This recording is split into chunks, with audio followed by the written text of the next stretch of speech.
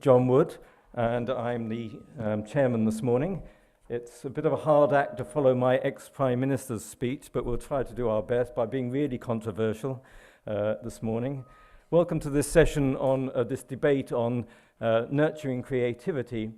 I hope it's going to be a debate in which you will take part in a lively and, if I dare say, contentious way, because much has been written and much has been said about creativity, but in the end, we sort of rely on chance as much as anything else. But we're going to have two contributors this morning, and I'll introduce them in a moment. But first I'll introduce myself. I'm Secretary General of the Association of Commonwealth Universities, representing some 550-60 universities around the world in 54 different countries, including many in India and South Africa and other emerging states. Previously, I was head of engineering at Imperial College in London, and I still retain a position there. The other thing I do too is to be chairman of the European Research Area Board, which is the senior advisory board on research for the European Commission, where this whole area of how do we enthuse 400 million citizens in Europe to be creative and innovative is very high on the agenda. So at this stage, I'd like to introduce the two speakers as we wait for the music to come up.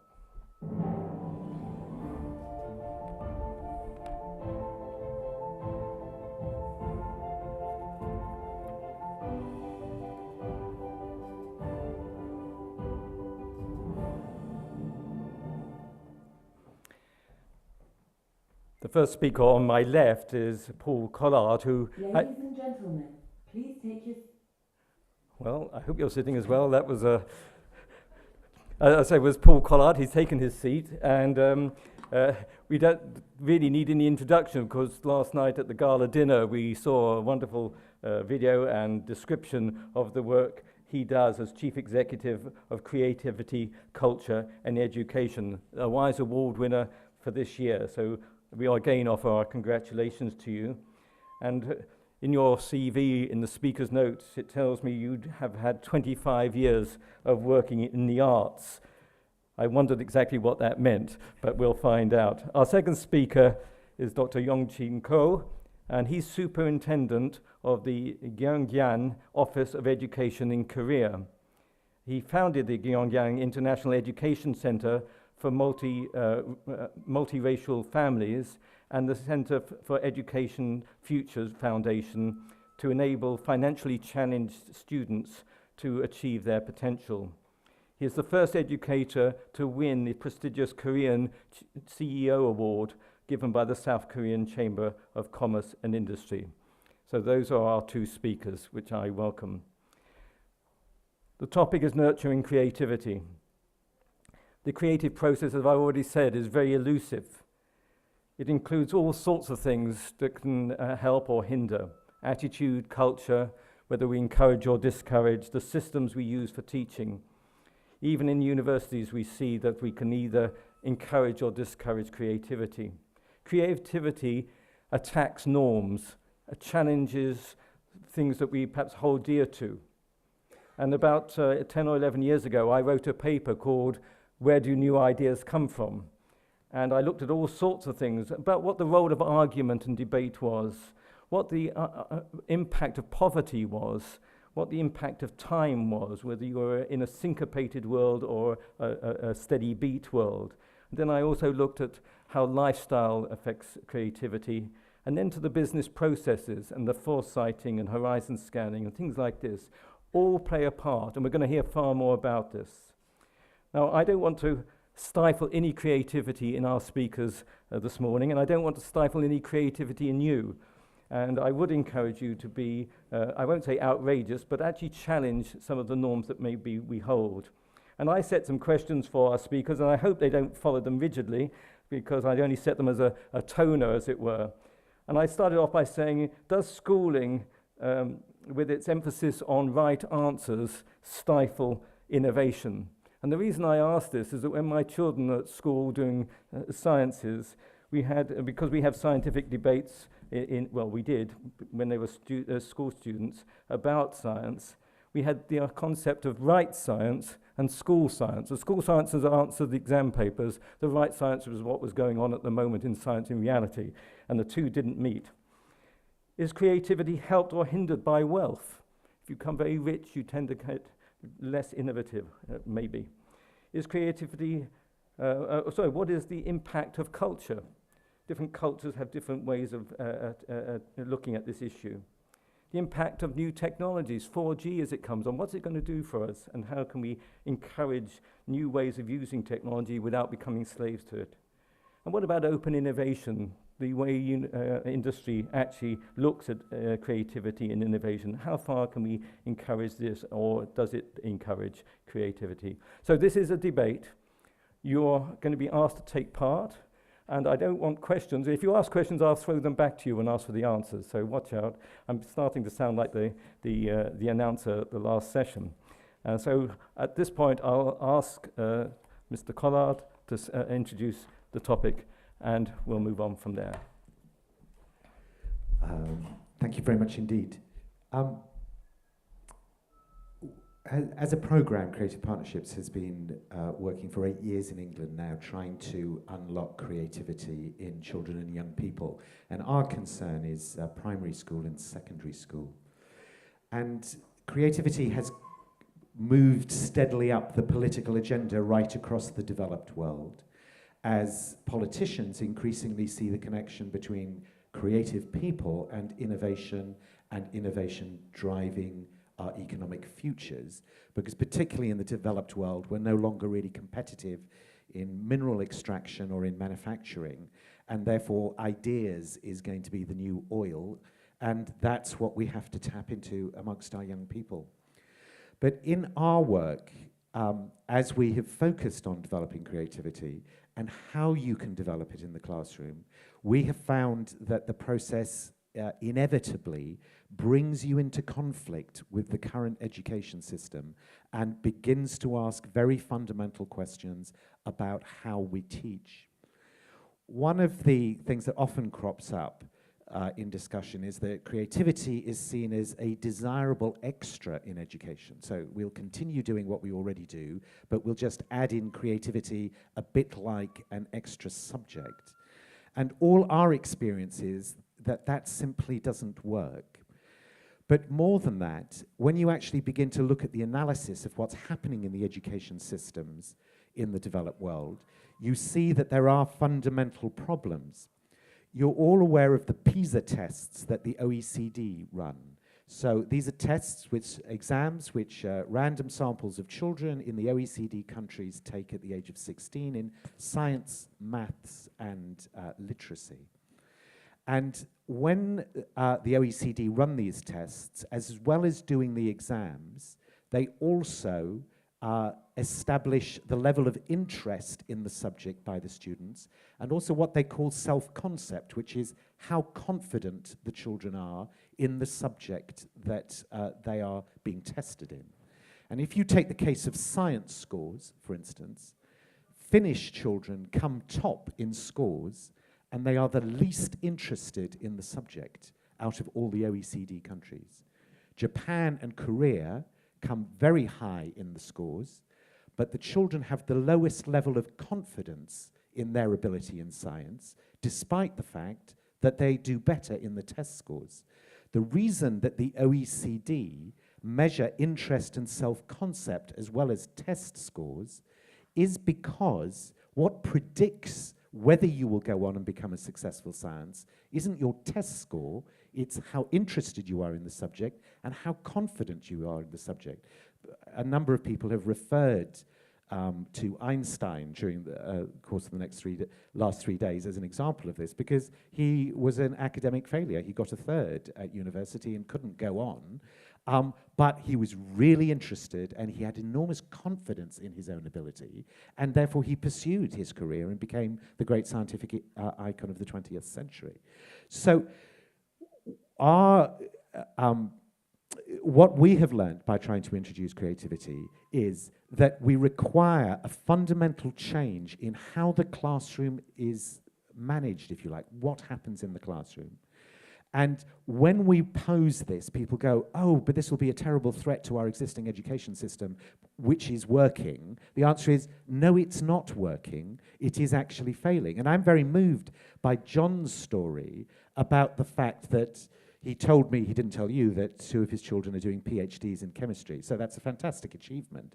But actually, I know from the research that we've done that the reason they're doing it is because they got right science at home, as he described it, which developed their interest and their confidence, and it compensated for school science, which is what most children only get, and as a consequence, have no desire to go into science in the future at all. So the current education system doesn't work. It has to change anyway. It so happens that reorganizing how you manage the classroom will answer this, as well as unlocking the creativity in young people. So it's not an and, it is, this is what we all have to do in order to make it work for young people and for ourselves and our future economy. I'll stop there as a start. Thank you. Thank you very much indeed. And now we're going to ask Dr. Ko for his contribution, which will be in Korean, so you'll need your headsets. Dr. Ko, please. 안녕하십니까. 저는 대한민국 경상남도 교육감으로 있는 고영진입니다.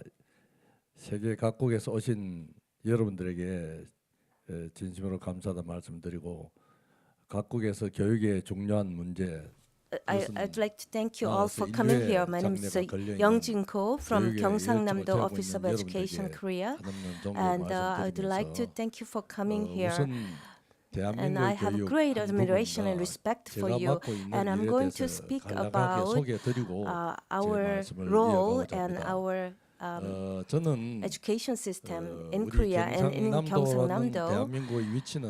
The Gyeongsang-namdo in Korea is located on the south eastern part of Korea. We have about 3.4 million people. It's the coastal province. We have shipbuilding industries and electronics industries and fisheries and agriculture industry. And that's our province. 그리고 우리나라는 교육감을 Korea 주지사와 같이 주민이 직선으로 뽑는 그런 나라입니다. The province superintendent is selected the superintendent by a direct election, just like a governor. So our residents elect superintendents, just like our governor. And I think it is a very unique system. 교육감의 임기는 The terms of superintendent is 4 years, same as that of governors. And I completed my term, and I'm serving the second term. So for the past 6 years, I have been working as a Gyeongsang-namdo province superintendent. And under our province education, we have a kindergarten, elementary school, junior high schools, and senior high schools. And we have about 1,000 elementary schools and secondary schools. And our Office of Education is in charge of all these 1,000 schools. And my office is in charge of that. And under my supervision, we have 540,000 students. And we have 45,000 teachers. And 45,000 teachers work for 540 students. Our annual budget is about $3.5 billion in US dollars. And in our Gyeongsang-namdo Office of Education, 우리 학생들과 도민들에게 세 가지 키워드를 제가 I gave 3 key themes to our students and our residents. 오늘 우리가 주제가 이 창의력에 관한 문제인데, And we're talking about creativity, and creativity is in process, is in principle. 특정한 몇 가지의 방법에서 창의력이 we 얻어지는 can 것이 아니라고 저는 extract 봅니다. creativity from a 교육의 전 certain things. I think 과정으로 it's 통해서 from the all 형성되어지고 entire educational 아이들이 system, 찾아낼 수 있는 and the 그런 students 과학 중에 can find 포함되기 때문에 creativity from 저는 the 세 가지 throughout the 키워드를 educational 다음같이 system.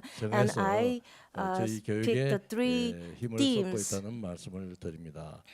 in that process. 노래하는 학교입니다. First, the schools that sing, 첫째는 meaning 노래하는 singing schools, that 두 our 번째는 students sing. 운동하는 And 학교. second, the schools 세 that 번째는 책 exercise. 읽는 And 학교입니다. third, schools, students that 노래, read. 운동, 책이라는 Singing, 것은 exercise, 어떻게 and 보면은 reading. In a 가장 way, 단순하고 it's 기본적이라 very 할지라도 basic and 이것은 elementary. Yet, these 기본적이면서 activities 그렇게 쉬운 are 문제가 basic, but 아니라는 it's 사실을 not 알았습니다. that easy. That's what I 여러분도 잘 learned. 아시는 바와 As 같이 you are well 음악이 aware, 없는 without 삶이란 music, 있을 수가 it's very 없습니다. difficult to 우리의 imagine, 삶 correct? 자체가 Our life 음악을 itself 통해서 행복을 구하고 is seeking 마음을 happiness 안정하고 through 발전하는 music, 것이라고 and our 생각합니다. mind develops 그래서 through music. 어릴 때부터 So 음악에 starting 대한 at very 이해를 통하고 a young age, 그 we 음악을 help 통해서 them find 우정을 나누고 share 음악을 통해서 friendship 아름다움을 through 느낄 수 있는 also 그런 교육을 feel the 한다는 beauty 것입니다. of music, 두 and that's what I 번째는 emphasize. 운동하는 Second, 학교입니다. the exercise, 우리가 greater 운동을 emphasis in 통해서 exercise. 우리가 체력을 Through 다져야 exercise, 되겠습니다. we have to build our strong 체력 body. 없는 행복은 Without 체력 health, 없는 삶이란 without 있을 수가 없습니다. without health, you 어릴 cannot create a 때부터 very happy 운동을 life. 통해서 So I 체력을 emphasize 키우는 가정이야말로 exercise. 교육에 So 있어서 entire 가장 student 중요한 family,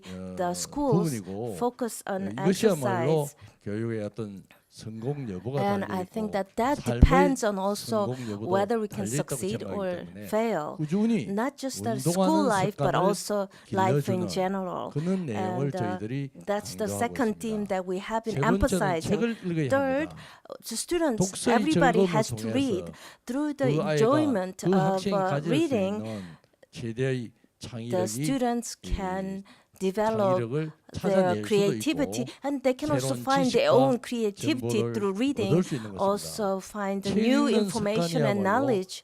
So 학문하는 습관, cultivate the 공부하는 habit 습관이 to read, 되리라 봅니다. and also 결국 that is a 학문과 basis and 공부는 foundation of 자기 the study. 주도적 학습 능력을 길러야 되는 것입니다. And that 자기 through 주도적 that they 학습 can 능력을 be 기를 수 있는 방법은 독서의 independent 습관을 thinker. 통해서 So 독서의 through 습관을 the 통해서만이 habit of 자기 reading, 주도적 I think 학습 that one 능력이 can 신장된다고 be 보기 an 때문에 independent thinker, 저희들은 독서를 and that is why we 습관화시키기 also 위해서 여러 가지 방법을 heavy 강구하고 emphasis on 있고 reading, and 저희 we've been 도에서는 thinking 우리 various 경남 ideas 교육청이 to 주관이 cultivate 돼서 that. Gyeongsang-namdo Office of 조례를 Education 제정해서 has a 모든 reading 도민들에게 ordinance. So all the 독서에 대한 residents in 이해를 our 높이고 province 있고 도민 독서 reads, 운동도 and we 전개하고 also have a 있고 reading campaign 모든 for 아이들에게 entire 책 province, 읽는 기회를 주기 위해서 and try 다양한 to give more 프로그램을 opportunity 저희들은 for children 운영을 to 하고 read. 있다는 말씀을 We have various 이와 같은 것을 programs. 통해 가지고 So using these three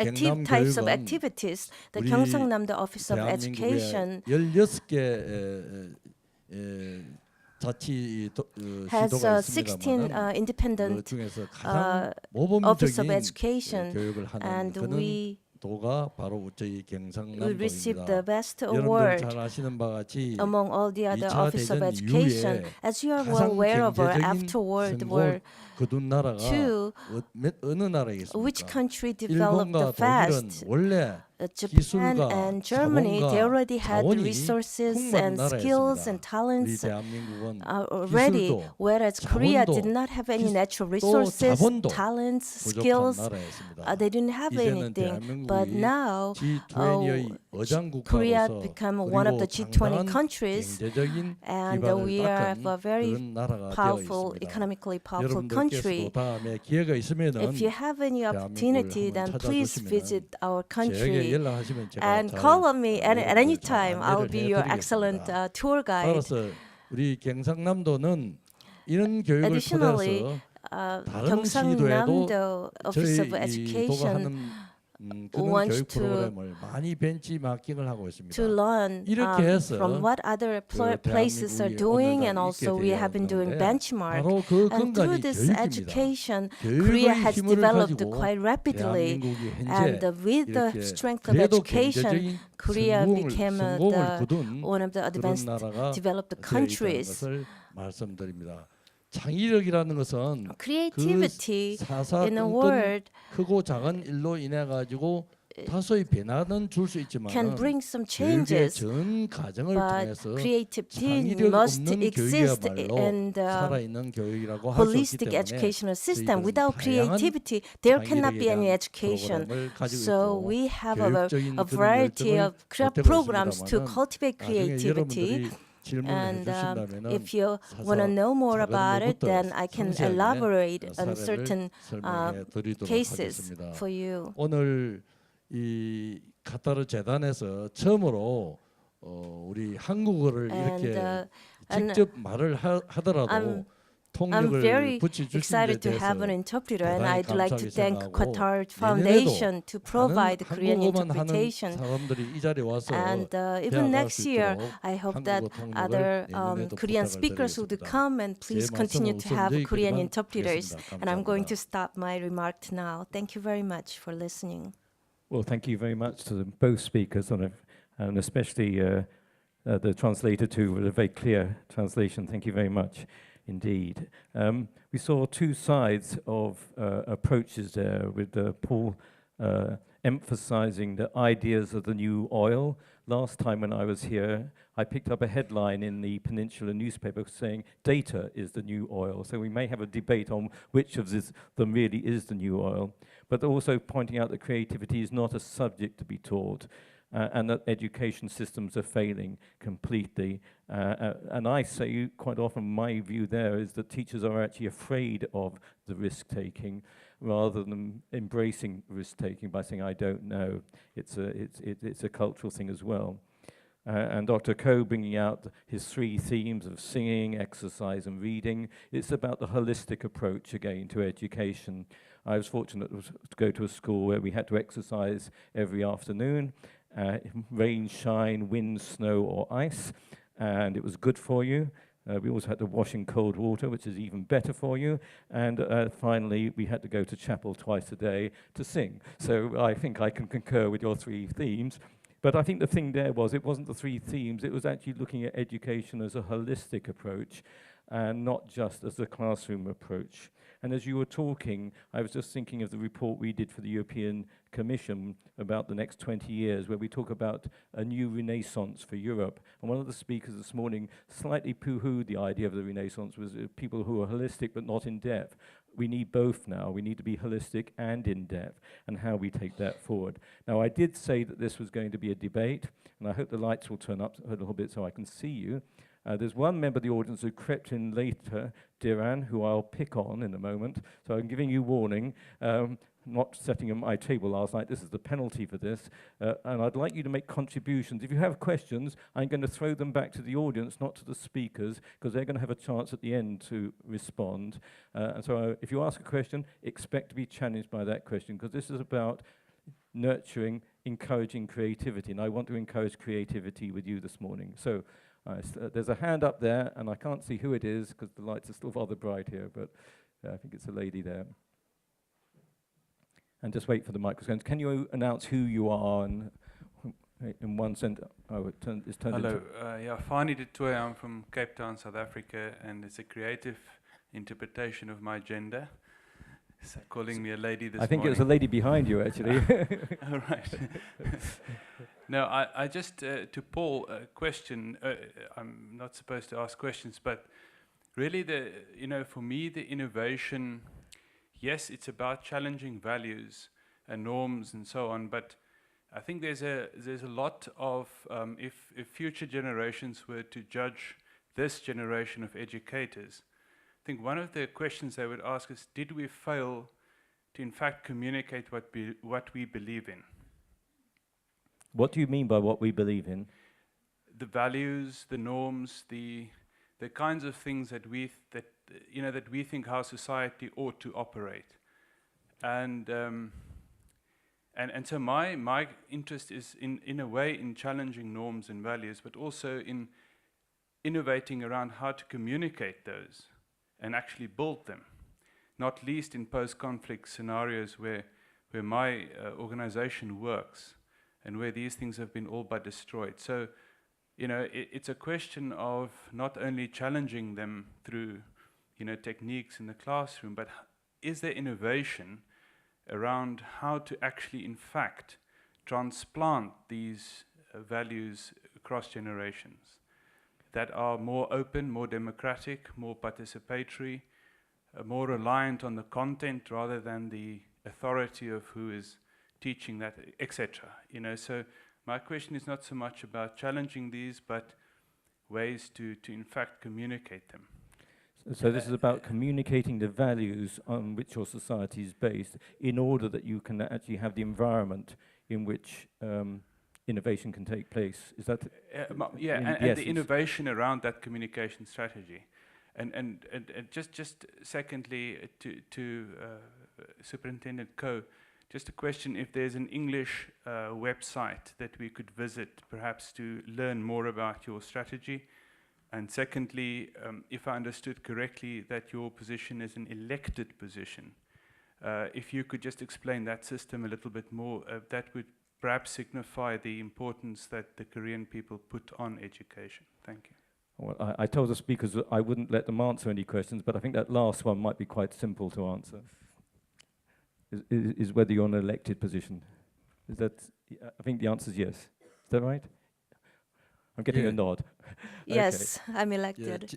질문해 주셔서 대단히 감사합니다. Thank you very much for your excellent question. I think you gave me 3 questions. The first, whether we have English website. We are building our English website, so you can visit any time for further information.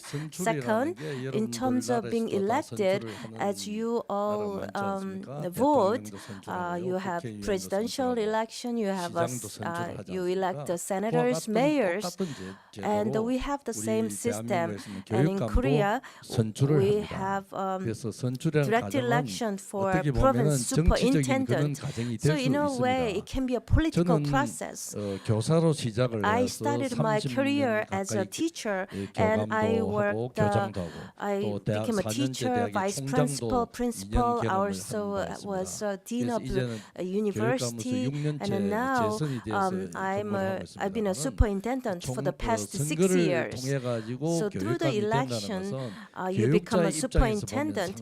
In a way, it's a very difficult process to go through. So there are a lot of teachers and the parents of the students.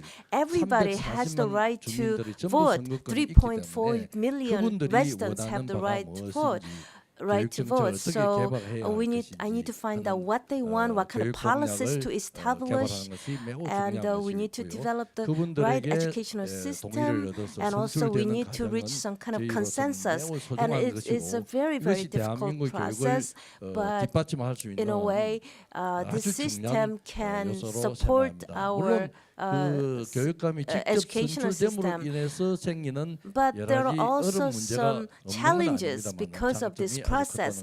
There are pros and cons, but I think that pros outweigh cons. And also through this election process, I went through the 2 election cycles, and I understand when an educator enters this election process what he or she needs to do.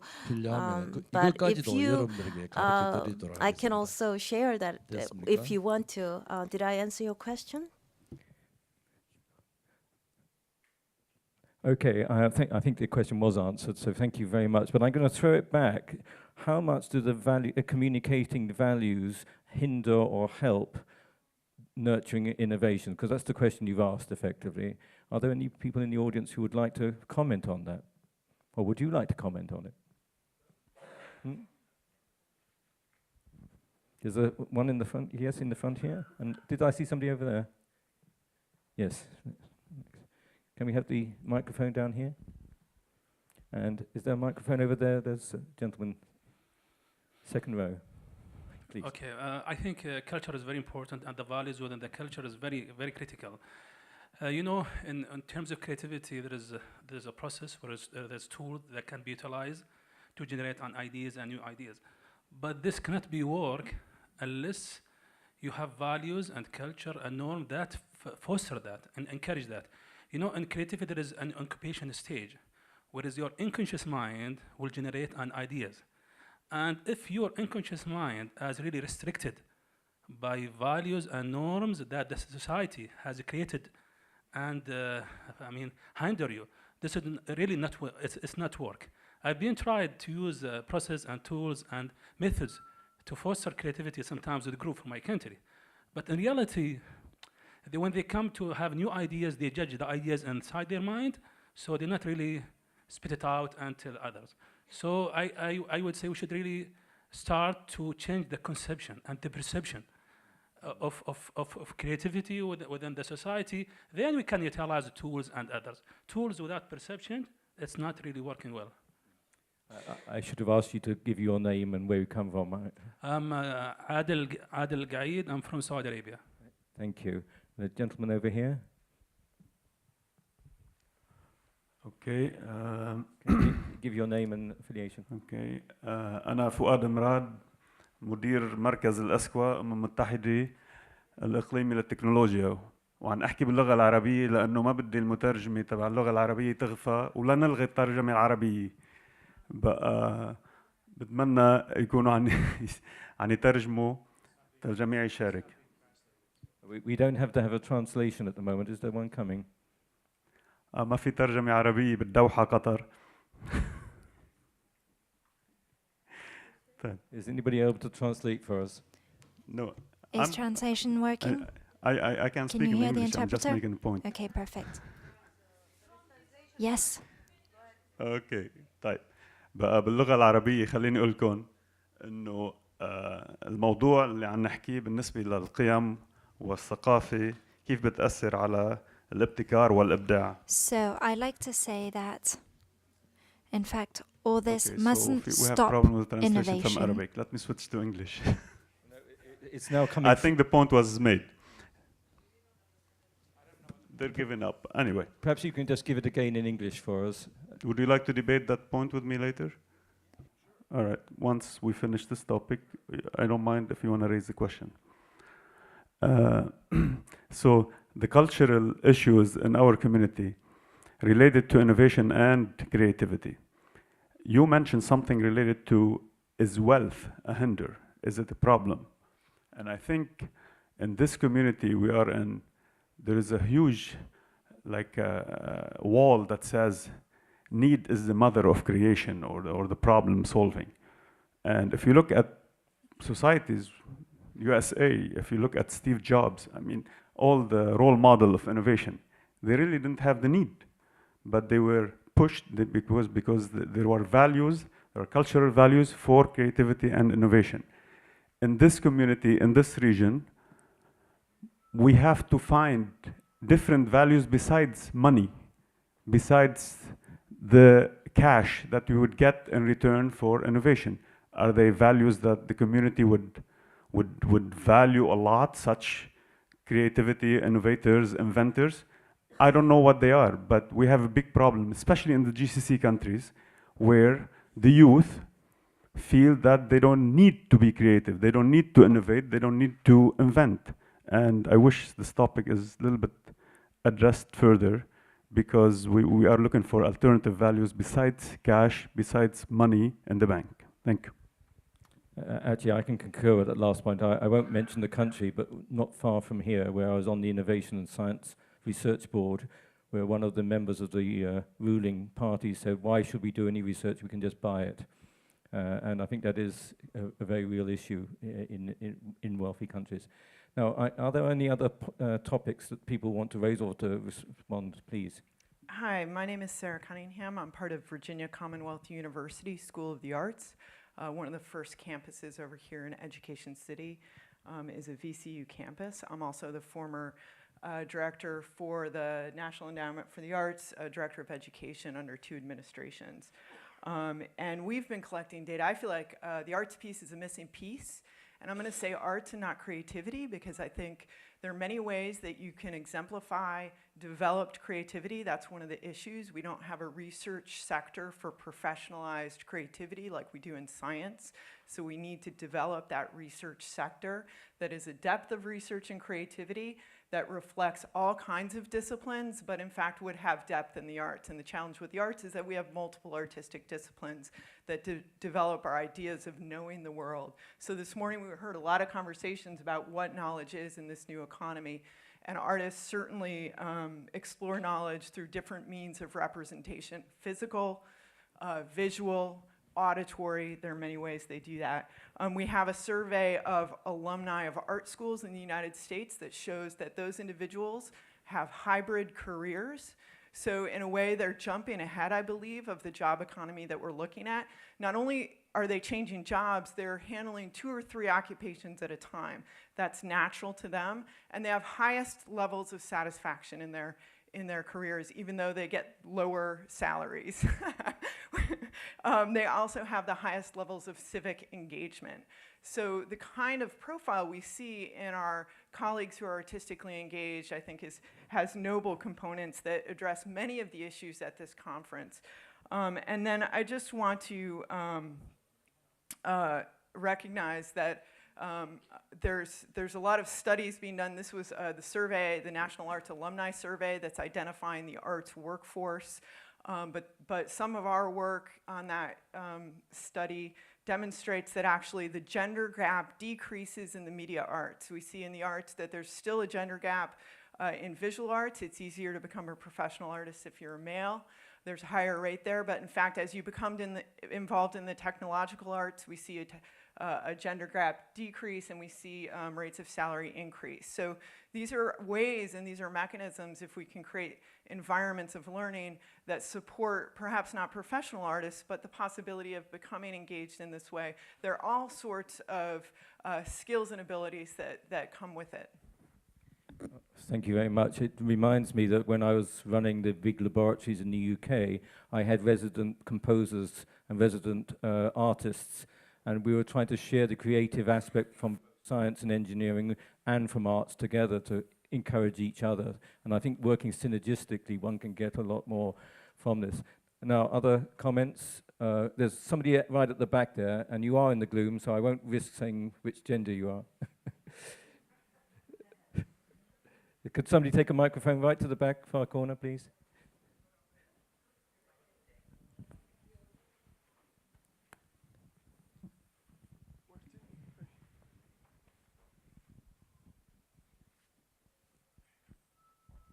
Thank you.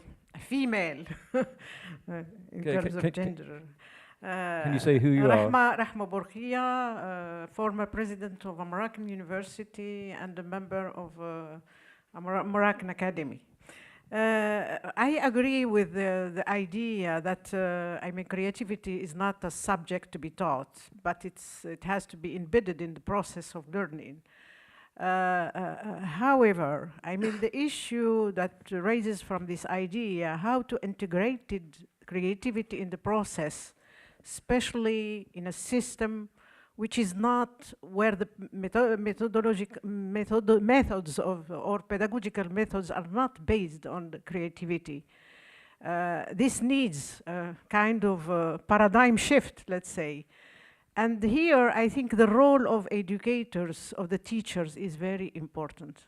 They have to play this role of nurturing, extracting, creativity from students. So how do we deal with that? How educate the educators to be these facilitators, for nurturing, creativity among students. So I think this is a key issue. I think we agree on the idea, but we belong in in an environment which is not in favor of sometimes of creativity, and the transmission of knowledge, it's done in a direct way. From the teacher to the students. It's not based on an interactive, creativity and nurturing creativity. So I'm stressing the role of the teachers, and it has to be part of this program to set any program, to implement, or to integrate, creativity in the process of learning. Thank you. Thank you very much. I think that is a very important issue, and one that is hard to tackle, especially when you have assessment systems which are so rigid that actually prevent some of this happening. Certainly I find this. Often ask students when they were applying for university admission, or when even PhD students, I said, do you really believe what you're told? Is this really true? And there'll be a look of amazement that somebody actually questions it. And I, in my village where I live, people keep coming up to me because they knew I had some dealings with CERN in Switzerland. And they said, what's all this about the breaking the speed of light? And I said, how exciting. It may be that Einstein was wrong. Terrific. And actually, it probably is at the edges. Einstein probably does break down. Other points to bring up. Now, there's one over there, and then I'm going to ask Diran. Don't worry, I'm going to get my own back on you. There's a gentleman there standing up.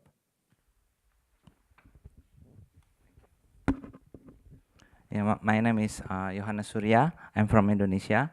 I'm a physicist. And I want to share creativity from point of view physics. So in physics, we know that when a system in a critical condition, then the system will self-organize to get out of this critical condition. This is what we call in physics self-organizing criticality. So in my opinion, to teach creativity, we have to put students in a critical condition. So they will self-organize to create many ideas. And this is what we call creativity. Thank you. Thank you very much indeed. You are right. People do, in a desperate situation, start to invent. Diran, please. And Diran Apelian is from the Worcester Polytechnic Institute, and I've worked with her in the past for about 20 years, I guess. At least. Former provost of WPI, I'm very much involved in engineering and STEM education and innovation in that area, and other things as well. We've heard several things here. I'm going to try to integrate a couple of things we've heard. We've heard about values, how important they are. We've heard about the arts, culture. The gentleman in front here talked about innovation, that perhaps there is a lack of it because of the young people don't want to create anymore because they don't see the value. And then the role of teachers in terms of their role in nurturing or put students in a critical situation. I think there are really several things here that come together in terms of how to nurture creativity. One is, I think, the education that and this is what the conference is all about, has to be holistic. Holistic education, wherein imagination is really nurtured. And that's where the role of the teachers are so critical. And also the other thing is, in addition to that, is contextual learning. So if you have a context in which the learning is taking place, where the student, the learner, is actively seeing how the pieces come together. T.S. Eliot said, he defined hell as a place where nothing connects with anything. So, if you see the context and you're nurturing the imagination in a holistic way, it's doable. And I think we actually are doing it. And I'd like to just share with you an example, just one example of how holistic education, nurturing the imagination in a contextual atmosphere, does do exactly what this session is all about. What we've learned over the years is that in engineering education, that the first year, when the students come in, they've graduated from high school, they've impressed their relatives that they're entering the university. What we do is really turn them off. We don't really do engineering with them.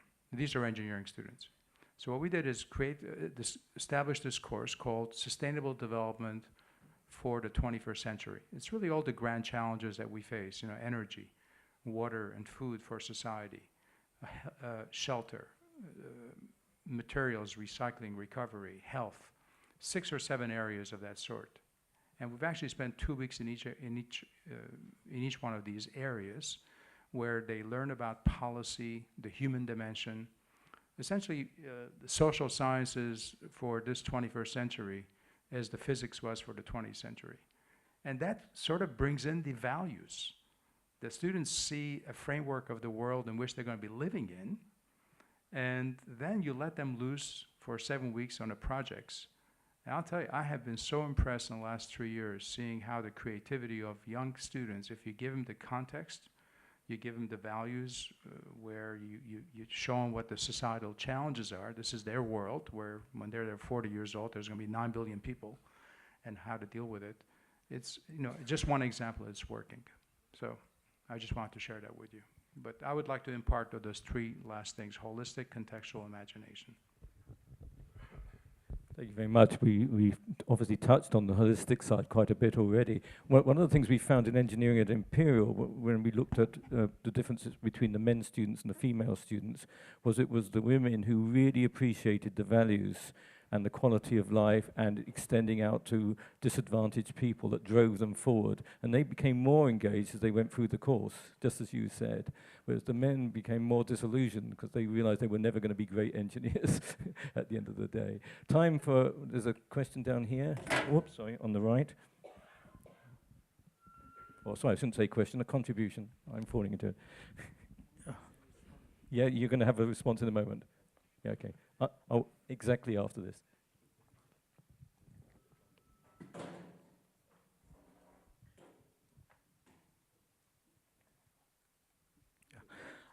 My name is Abdulrahim Al-Amin from Al Ghurair University, Dubai.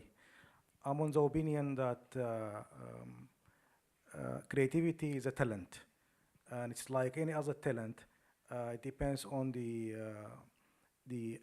society, it depends on the environment that will decide whether this talent will grow and develop or die.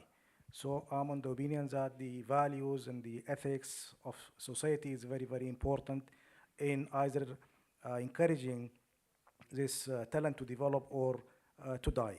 On the other hand, also, if this talent also requires development through empowerment. This empowerment could be technical empowerment, knowledge-wise, and also resources as well. So if this talent is being empowered technically and from the knowledge point of view also, and given the right resources, it will develop. Otherwise, it will die. Thank you very much. Thank you very much indeed. Was there somebody else down there? Yes. Can you pass the microphone one forward? Or Hello, Barbara Chow with the Hewlett Foundation. I had a question about measurement, or I'd like to discuss the question of measurement. Can creativity be rigorously measured? In a world in which what gets tested gets taught, it seems important to kind of address this. And if it can't be rigorously measured, how do you know you're making progress? What are the objective measures that tell you you're making progress in creativity? yes, that's one for the accountants and beam pushers in government, I suspect, as well. At this stage, I'm going to draw it to a conclusion from the contributions from the audience, which has been highly enlightening. Is there one short one there, please? Yes, sorry. Okay, one short one, otherwise we're going to run out of time. Yeah, somebody's got their hand up there. The lady with the... Thank you. My name is Beatrice Jenga. I'm head of the education program of the African Union. I'd just like to say that human beings are creative by nature, but somehow through the education system, that creativity is educated right out of, it's educated out of us through compartmentalized disciplines. And at the African Union, one of the things we are doing through a project called the Pan-African University, we are developing curricula for university and in different disciplines, whether one is studying astrophysics or Swahili poetry, we are saying that everybody has to take courses in creativity and innovation, leadership, critical thinking, African values and history. So it's interesting that people are actually bringing that out, that values are also important in order to promote or enhance and manifest the creativity that is within. And because we really want creative professionals, whatever it is you're going to do, you have to be creative, so that people don't go to school so that they get jobs. They go to school so that they can also create jobs and make a difference in the society within which they find themselves. Thank you. Thank you very much. As somebody whose wife studied Swahili poetry as an undergraduate, I fully appreciate it. At this stage, I really do have to move on. We're out of time. Sorry. And to give, in all fairness to the presenters, I'm going to ask them to sum up now, starting with Paul Collard, and then on to Dr. Ko. Thank you very much indeed. Quickly skip through some of these points. I think that the question that was raised about the communication of values is an extremely important one. We're doing a big piece of research, which is just coming to the end at the moment, about school ethos. And one of the points the researchers make is that you very often go and visit a school, and the head teacher will give you a piece of paper with the school ethos written on it. It's that in reality, the school ethos is the lived experience of the children in that school. In order to nurture creativity, you have to create the space for young people to be creative. You can't be creative on their behalf. And in order to do that, you have to create classrooms which are open, democratic, participative, all the values that you listed. And the way you communicate values is by living them in the classroom. And therefore, it is the same issue. You will communicate those values you have identified by creating the classrooms which model that behavior, and that's how the kids will learn it. They will also learn to be creative at the same time. Defining creativity is the starting point in measuring it. And I think a lot of people have shied away from defining it, but we're doing a big project with the OECD at the moment about trying to come up with an instrument for defining creativity in the classroom in a way which teachers understand and relate to. There's a lot of academic literature about creativity, and there's a lot of assessments of creativity which require a psychologist to be sitting in the classroom telling the teachers whether their children are creative or not. That's never going to work unless we can develop a language which teachers understand and can use to identify patterns. We're never going to get to the measuring point. At the moment, we see the tool that we're defining as being formative as opposed to summative. So in order to help teachers form an impression as to where an individual child or young person needs help, we will then later come back to the summative issue, because ultimately I think it is possible, and I think we've just been scared of doing it. And I think, going back to Dr. Ko, I was in Korea in August, and it's my first time in Korea, and what Korea has achieved economically since the ruins in the 1950s is completely extraordinary, and you cannot but be in awe. And I also think that sport and music and reading should be part of the education. It's very important. I think the three of them have very little to do with creativity. I think it is important things for them to do, and I think we need to be much more precise about what we mean by creativity and nurture those in young people.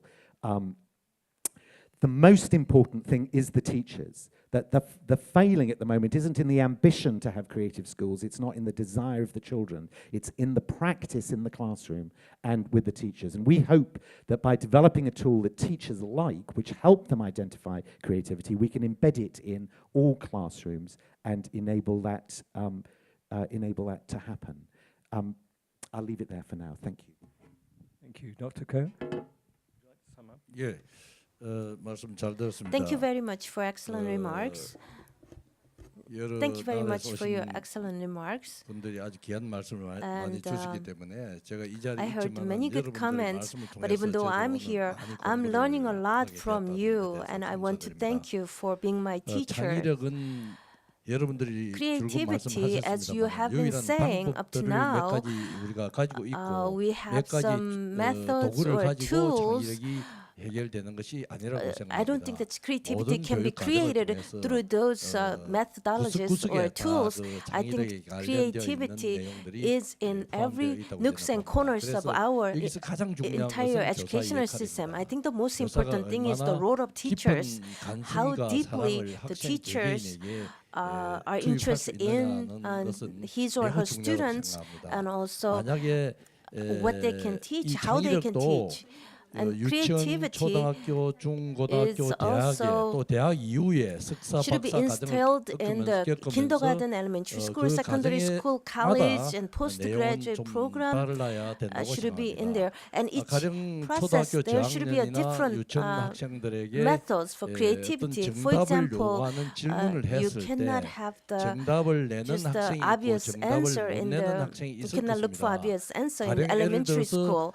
1 There are 더하기 some 1이 students, one man said that 1 plus 1, the answer is 2, but some other students might say 1 or 3.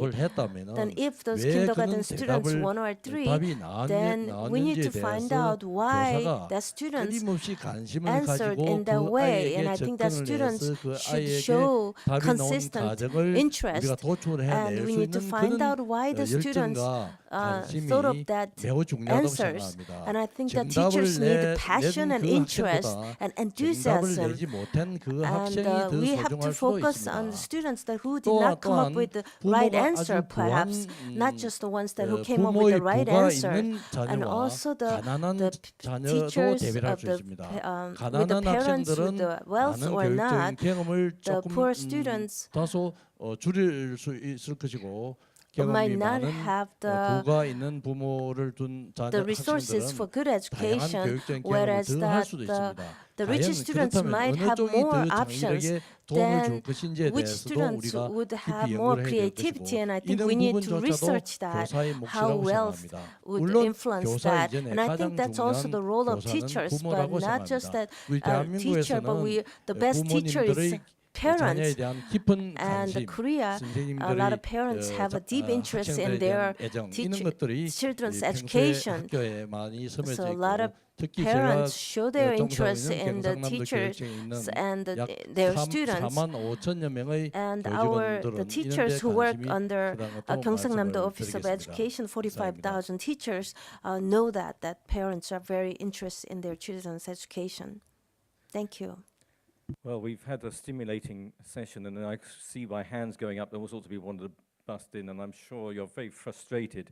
As you talked about 1 + 1 = 2, I give an after-dinner talk of does 1 + 1 = 2? We ought to challenge that assumption, because it doesn't always in certain circumstances. And also, too, I think we are going to see a social revolution, because the social networking was very influential in the Arab Spring. The social networking via 3G, 4G, where students can access information as the class is going on, which may be counter to what they're being taught. It's going to be quite interesting to see what effect that has. And I do see that happening already in universities, where university lecturers are feeling very uncomfortable at being challenged now because students can access information that the lecturer or professor doesn't know about. And finally, I just ought to say that I have a research project just starting about the ethics and values behind European research between the start of the European Union and now. If you want to apply, it has a terrible salary, and it's based in Cambridge. But can I thank the two speakers, Dr. Ko and Mr. Collard, for starting the debate, and also for all of you in taking part in the debate. I think you did take up my challenge seriously. So thank you very much, all of you. Thank you. Thank you very much.